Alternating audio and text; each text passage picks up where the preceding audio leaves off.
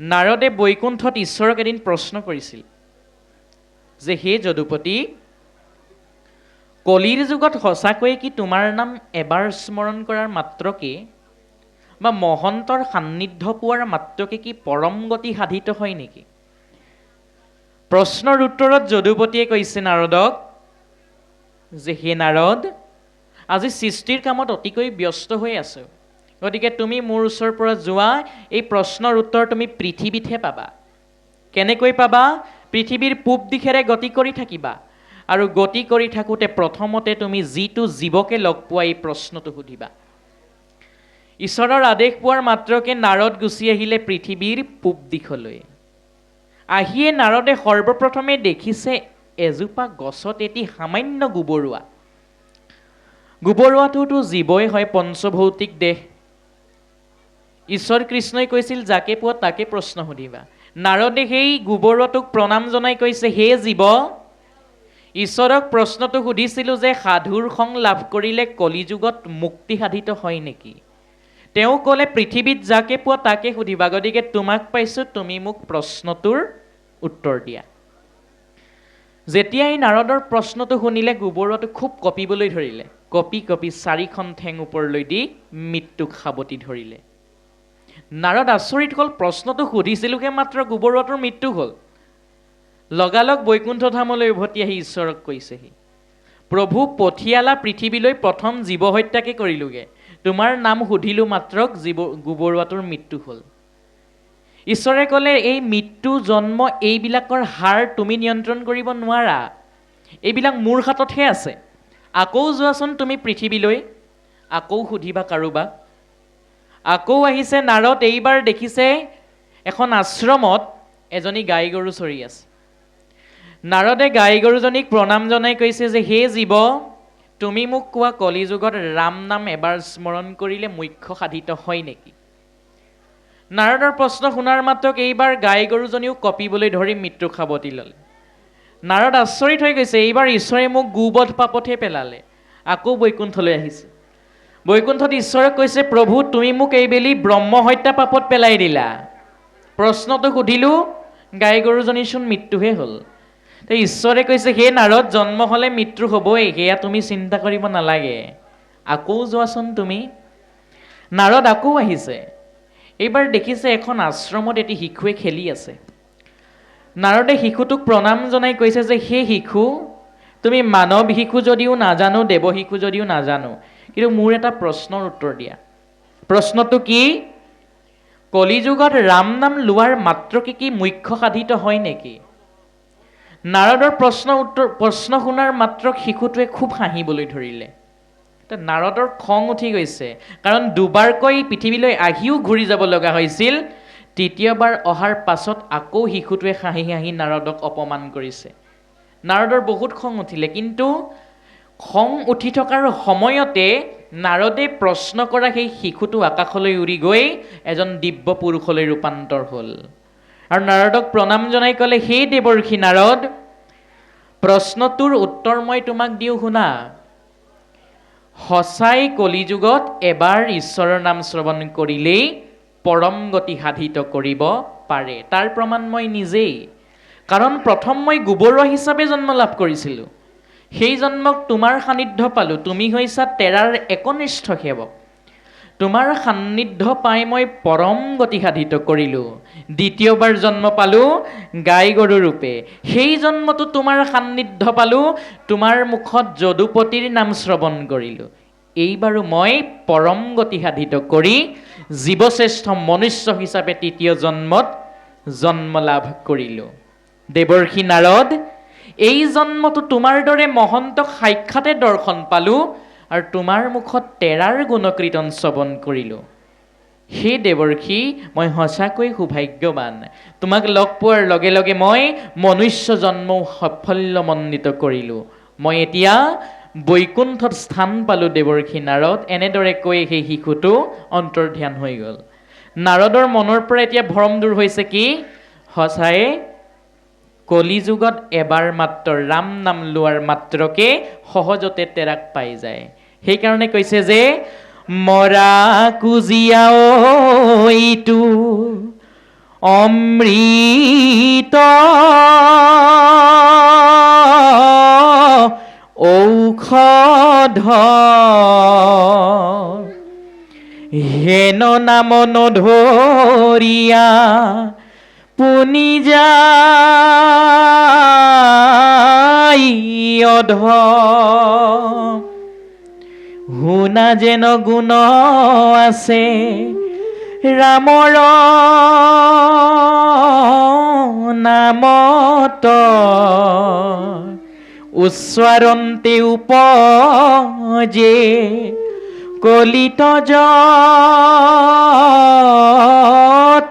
পুণ্য।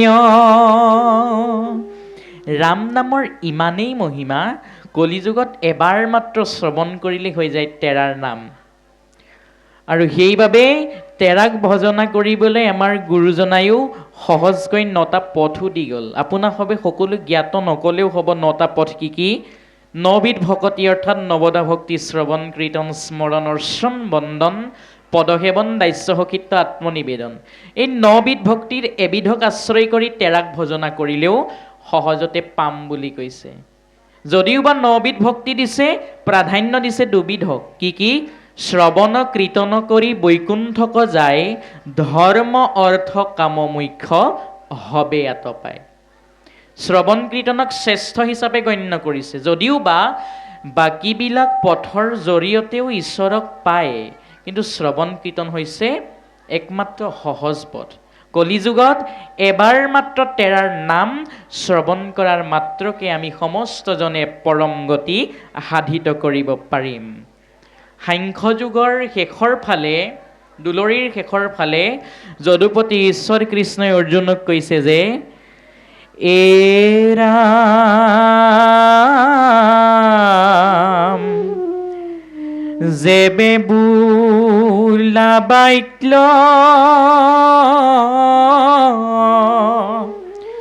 যুবা জৰা ভইলা তিনি কালে স্মৰে মনে মন ইন্দ্ৰিপান সমস্তে থাকয় অৱস্থা হে দূৰ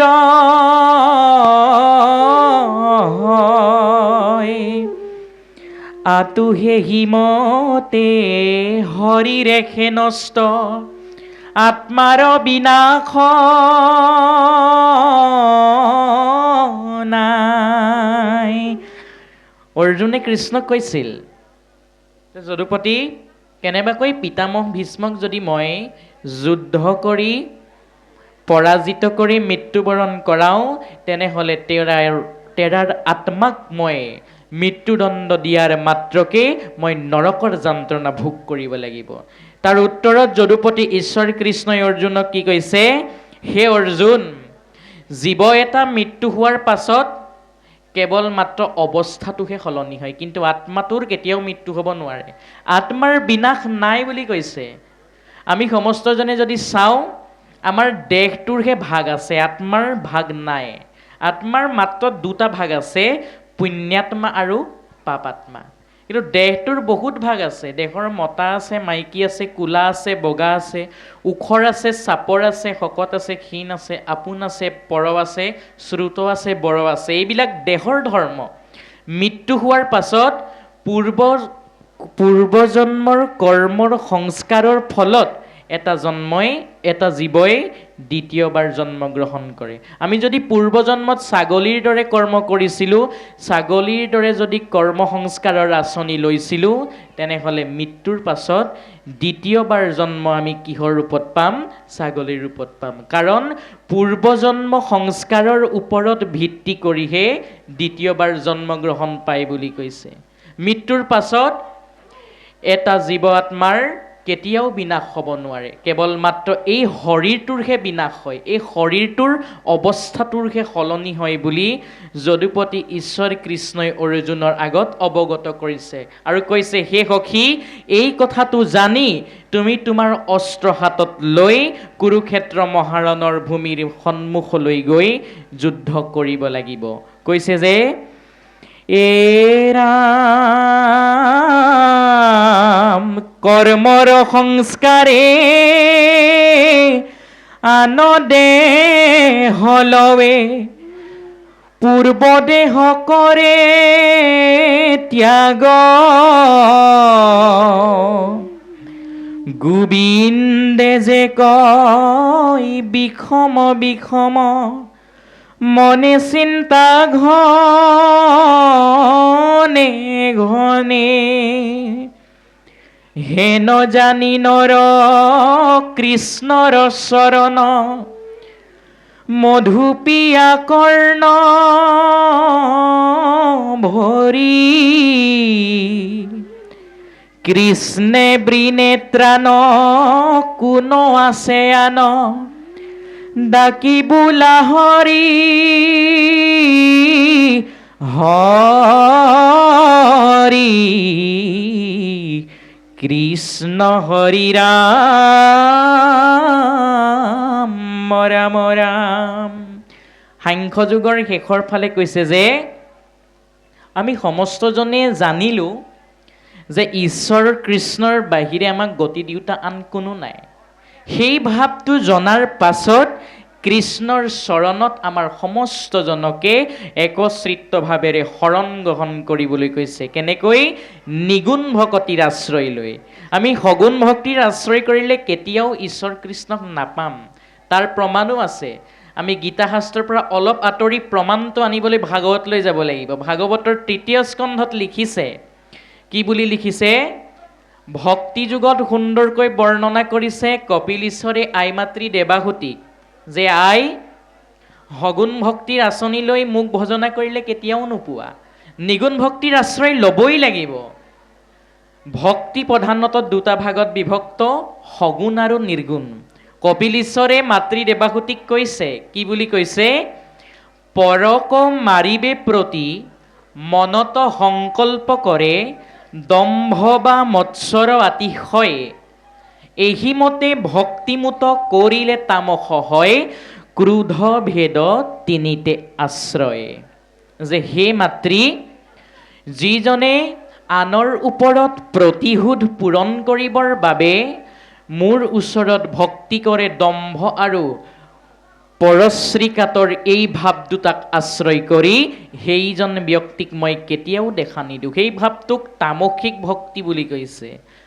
আপুনি ওচৰৰ গৃহখনলৈ গৈছিল, তেওঁলোকৰ বাপজনৰ সৈতে আপোনাৰ মনোমালিন্য ঘটিলে, গৃহলৈ আহিলে সহি সামৰি সকলোবিলাক, আহি ঈশ্বৰক কৈছে, প্ৰভু অপমান তেওঁহে কৰিব পাৰে নি, ময়ো কৰিম, মোকো সুবিধা দিবা।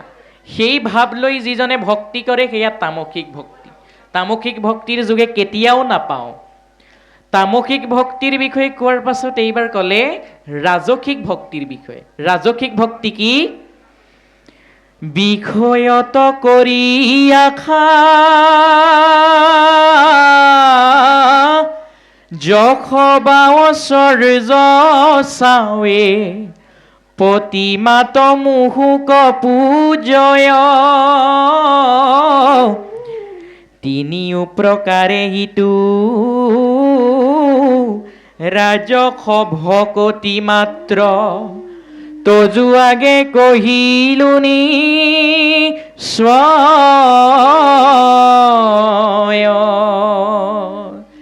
বিষয় বাসনাত আবদ্ধ হৈ আমি যদি ঈশ্বৰৰ ওচৰত কেৱল মাত্ৰ ধন বিদ্যা যশ এইবিলাককে বিচাৰি থাকোঁ, যে প্ৰভু মোক ধন লাগে, মোক যশ লাগে, মোক পুত্ৰ লাগে, মোক ভাৰ্যা লাগে, এই ভাৱ লৈ যিজনে ভক্তি কৰিব সেই ভাৱটোক ৰাজসিক ভক্তি বুলি কোৱা হৈছে। ৰাজসিক ভক্তিৰ যোগেদিও আমি নাপাম। তেনেহ'লে কেনেকৈ পাম? ৩য় স্কন্ধৰ শেষৰ ফালে লিখিছে যে শুনিয়োক সভাসদ ৩য় স্কন্ধৰ পদ বুজিয়োক ভক্তিৰ নিৰ্ণয় সগুণ ভকতি যত কৰি তাংক পৰিহাৰ নিগুণক কৰিও আশ্ৰয় দেখা কেন কৃপা কৰি আপুনি কহন্ত হৰি ভকতিক কৰি নানা মত এতেকে নিৰ্গুণ ভক্তি ধৰিয়োক দৃঢ় কৰি তেবে পাইবা ঈশ্বৰক লাগ। নিৰ্গুণ ভক্তিৰ আশ্ৰয় ল'ব লাগিব সগুণ ভক্তিক পৰিহাৰ কৰি, তেতিয়া আমি সহজতে তেৰাক পাব পাৰিম। এতিয়া আপোনাৰ সমস্যাই জানেই গীতা শাস্ত্ৰৰ প্ৰথমতেই পাতনিতে গোবিন্দ মিশ্ৰই এটা কাহিনী অন্তৰ্ভুক্ত কৰিছিল। কি কাহিনী? যে ঈশ্বৰ কৃষ্ণক নিৰ্গুণ ভাৱেৰে যদি আমি বিচাৰোঁ সহজতে পাম আৰু তেওঁ আমাৰ মনৰ সকলো কষ্ট দূৰ কৰি দিব। আই দ্ৰৌপদীৰ বিষয়ে সুন্দৰকৈ এটা কাহিনী লিখিছিল, আপোনাসবে চাবও পাৰে, লিখি থোৱা আছে সুন্দৰকৈ। পঞ্চম বেদস্বৰূপে স্বীকৃতি লাভ কৰিছিল কোনে? দ্ৰৌপদ নন্দিনী দ্ৰৌপদীয়ে। দ্ৰৌপদী দেখিবলৈ ধুনীয়া, গুণত অতুলনীয়, ধৈৰ্যত ধৰণী, আত্মশক্তিত বিৰল আৰু ভকতিত একান্ত। কাহিনীটো আপোনাসবে জানে যদিও গীতাত উল্লেখ আছে কাৰণে আমি অলপমান আলোচনা কৰিছোঁ।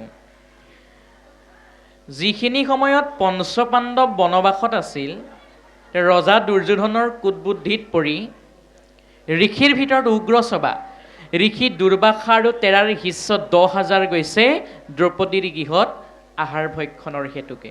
কিন্তু এটা কথা আমি সকলোৱে জানো, আই দ্ৰৌপদীয়ে সূৰ্য দেৱতাৰ পৰা 2টি বৰ লাভ কৰিছিল।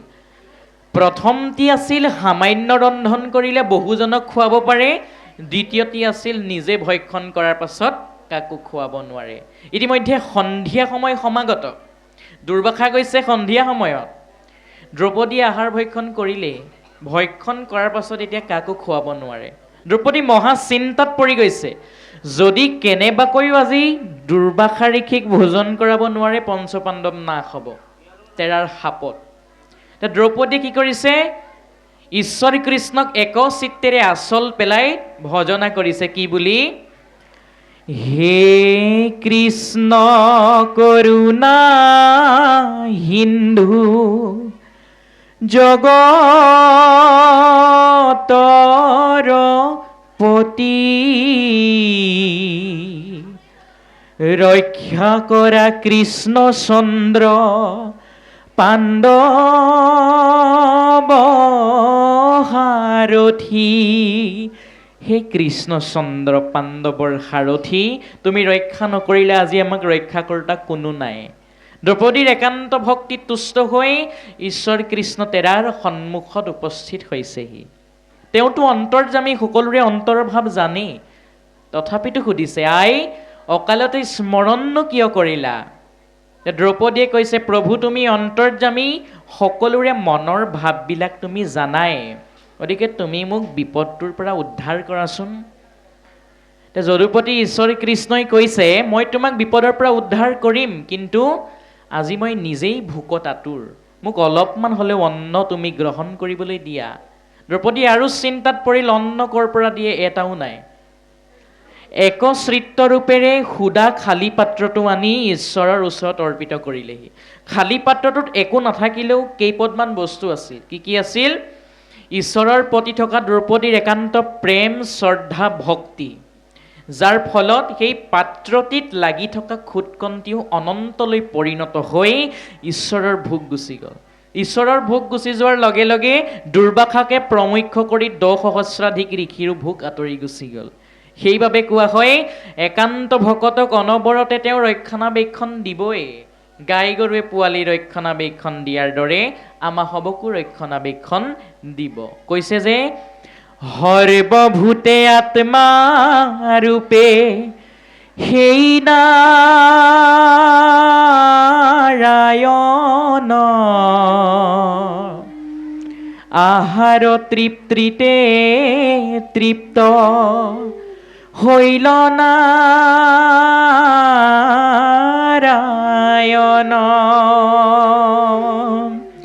যিজনা সকলো পঞ্চভৌতিক জীৱ আত্মাৰ শৰীৰত সমৰূপেৰে বিস্তাৰিত হৈ আছে, যিজনা ঈশ্বৰ কৃষ্ণই এই ধৰাধামখন সৃজন পালন নাশ কৰি আছে, তেওঁৰ নাম কলিযুগত এবাৰ স্মৰণ কৰাৰ মাত্ৰকে আমি সমস্তজনে পৰম পদ লাভ কৰিব পাৰিম।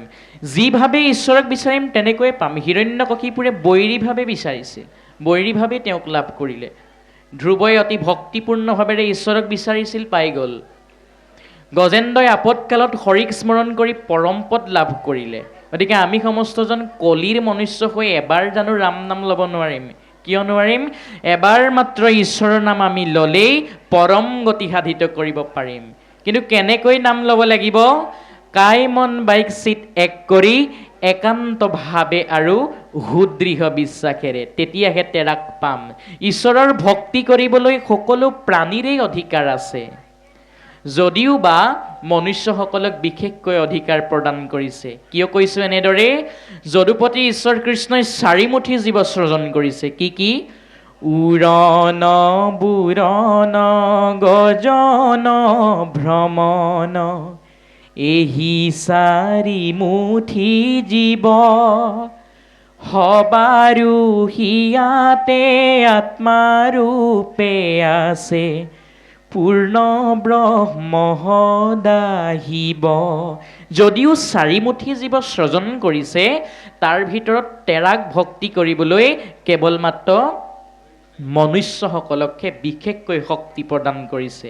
একাদশ স্কন্ধ ভাগৱতত লিখিছে যে মুহুৰ সেৱাৰ যোগ্য মনুষ্য হৰিৰ, তাকে খে বুলিয়া গৃহ জানিবা উদ্ধৱ। উদ্ধৱক ঈশ্বৰে কৈছে যে হে সখী উদ্ধৱ, মোক সেৱা কৰিব পৰাৰ যোগ্যতা বিশেষকৈ মনুষ্যৰহে আছে, আৰু সেইবাবে মনুষ্য শৰীৰেই হৈছে মোৰ গৃহ। য'ত আপুনি আমি তেৰাৰ নাম লৈ থাকিম, তেওঁ সেই স্থানত থাকিবই। নাৰদক ঈশ্বৰে কৈছিল, নাৰদ, বৈকুণ্ঠতো ৰৈ নাথাকোঁ মই, যোগীৰ হৃদয়তো নাথাকোঁ। নাৰদ আচৰিত, ক'ত থাকা তুমি? তুমি সৃষ্টিৰ আদ্যত মধ্যত অন্তত পালনকাৰী, সৃজনকাৰী, নাশকাৰী। আকৌ কৈছা ক'তো নাথাকোঁ। কৃষ্ণই কৈছে মই ক'তো নাথাকোঁ, মই এটা জেগাত থাকোঁ। কোন স্থানত? কৃষ্ণে নাৰদক আছিলা কৈ, বৈকুণ্ঠত মই নাথাকোঁ ৰৈ, যোগীৰ হিয়া এৰি সমুদায়, ভকতত থাকোঁ মই কীৰ্তন চাই। য'ত মোৰ ভকতে মোৰ গুণনাম লৈ থাকিব, মই সেই স্থানতহে থাকি ভাল পাওঁ বুলি কৈছে। তাকে আমাৰ মহাপুৰুষ গুৰুজনায়ো দেখালে, কি বুলি? একান্ত ভকত সবে নিগুণ, কৃষ্ণৰ গুণ গাৱে সদা বসিয়া যথাত, বৈকুণ্ঠকো পৰিহৰি, যোগীৰ হৃদয়েৰি থাকা হৰি সাক্ষাতে তথাত। ভকত বৈষ্ণৱৰ মিলনভূমিক বৈকুণ্ঠ ভূমিত পৰিণত কৰিছে। আজি এয়া হৈছে দ্বিতীয় বৈকুণ্ঠ ভূমি। ইয়াত আহি যিজনে একশ্ৰিত্তে ৰূপেৰে তেৰাৰ গুণনাম শুনিছে, তেওঁ নিশ্চয়কৈ মুখ্য সাধিত কৰিব পাৰিব। কিন্তু এইখন কাণেৰে সোমোৱাই সিখন কাণেৰে যদি আজি আমি এই কথাখিনি উলিয়াই দিছোঁ, তেনেহ'লে কোনো ফল নধৰিব। যি বা শুনে, যি বা পঢ়ে, শুনাওৱে আনক, তৎকালে যায় সি বিষ্ণুৰ থানত। আজি আপোনাসৱে ইয়াত শুনা কথাবিলাক ঘৰত গৈ ক'বগৈ পাৰিব লাগিব, তেতিয়াহে কামত দিব। এইখন কাণেৰে সোমোৱাই সিখনেৰে উলিয়াই দিলে একো ফল নধৰিব। কৃষ্ণক পাবলৈ আমি ভক্তি কৰিবই লাগিব। গীতা শাস্ত্ৰতে হওক বা ভাগৱত শাস্ত্ৰতে হওক সুন্দৰকৈ কৈছে যে কৃষ্ণক পাইবাৰ লাগি ভকতি পন্থা, এহি কথা কহে মানে ভাগৱত গ্ৰন্থা। কৃষ্ণক পাবলৈ ভক্তিয়েই একমাত্ৰ পথ। গতিকে আমি সমস্তজনে ভক্তিৰ আশ্ৰয় ল'ব লাগিব।